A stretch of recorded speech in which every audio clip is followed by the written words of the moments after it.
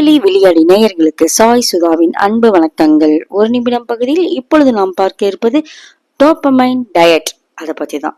டோபமைன்னா என்ன? நம்ம மூளையில் இருக்கிற நரம்புகளுக்கு நடுவில் சமிக்ஞை, அதாவது சிக்னல்ஸ் தருகின்ற ஒரு கெமிக்கல், ரசாயனம் எப்படி சொல்லலாம்.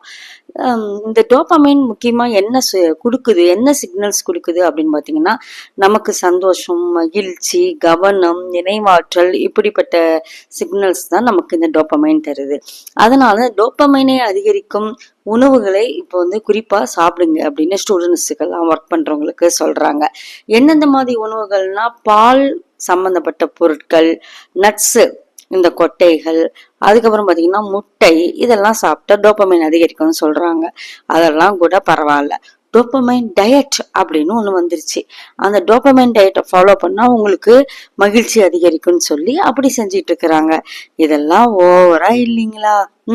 பொதுவா நம்ம நாட்டு பழக்கமான அந்த பாரம்பரிய உணவுகளை நீங்க எல்லா காய்கறிகளையும் நீங்க தவறாம ஒண்ணு விடாம எடுத்துக்கிட்டீங்கன்னாவே உங்க உடல்ல ஆரோக்கியம் அப்படியே நீங்க மெயின்டைன் பண்ணலாம். அல்ல அனைத்து விதமான சத்துக்களும் உங்களுக்கு கிடைச்சிடும். அந்த மாதிரி சமச்சீரான ஒரு டயட் தான் நம்மளுடைய டயட்.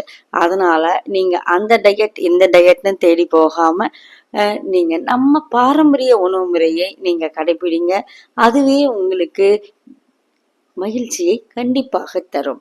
நன்றி, வணக்கம்.